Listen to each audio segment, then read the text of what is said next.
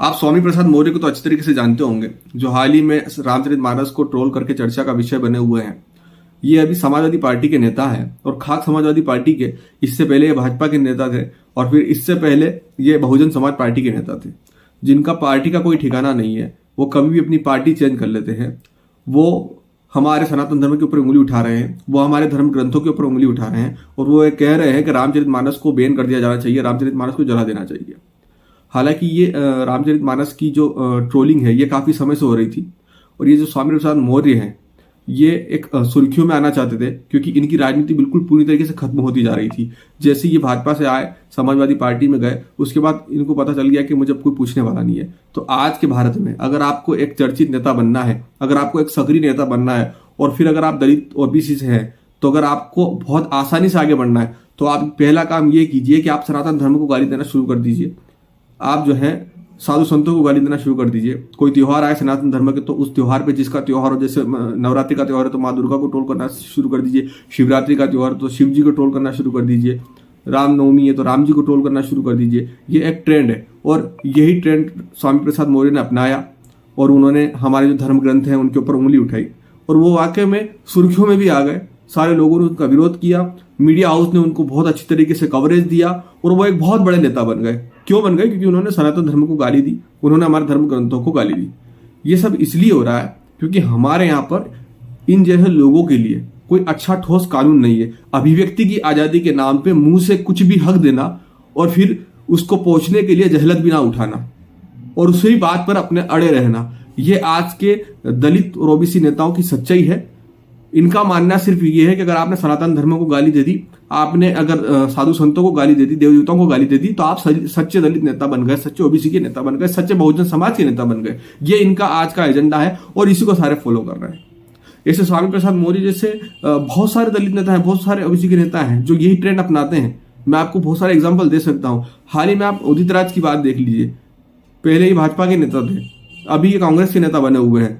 भाजपा में थे तब तक हिंदू थे, लेकिन जैसे भाजपा ने इनको बाहर किया, इनको टिकट नहीं दिया, तो ये कांग्रेस में चले गए और वहां जाकर जो बन पड़े वो सनातन धर्म के खिलाफ बोलते हैं, देवताओं के खिलाफ बोलते हैं और आए दिन ट्वीट करते रहते हैं और इसी पे वो जिंदा है, इसी पे उनकी राजनीति जिंदा है, इसी पे उनका घर परिवार चल रहा है। सिर्फ और सिर्फ सनातन धर्म को गाली देना, सिर्फ और सिर्फ सनातन देवताओं के ऊपर ट्रोल करना। इसके अलावा इनका समाज के हित में एक दो भी ऐसे काम नहीं होंगे जो ये गिना सके बैठ के कहा हमने समाज हित में ये काम किए हैं, लेकिन फिर भी ये दलित नेता है, फिर भी बहुजन समाज के नेता है। ये दुर्भाग्य हमारे देश का।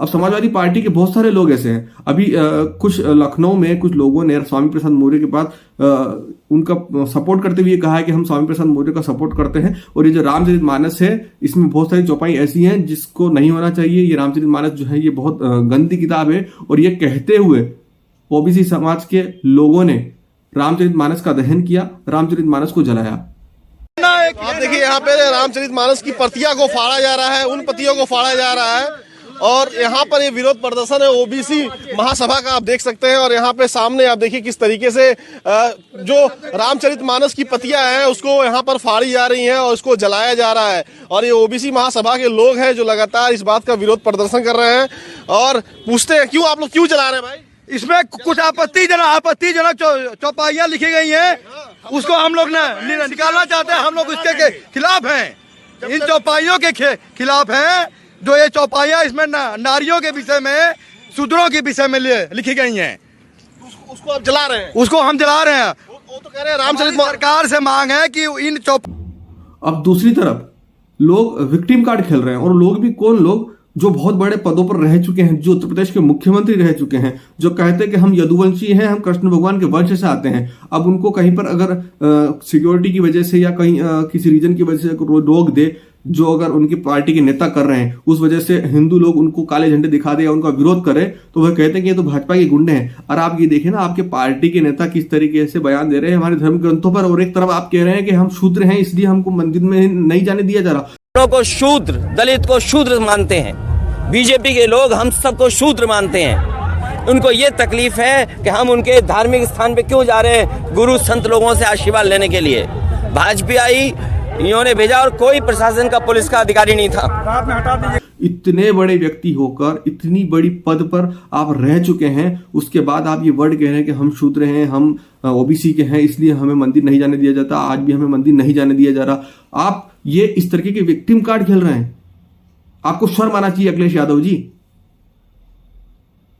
और बहुत बड़ा ताज्जुब का विषय है कि लोग इनकी ऊपर सिंपैथी दिखा रहे हैं।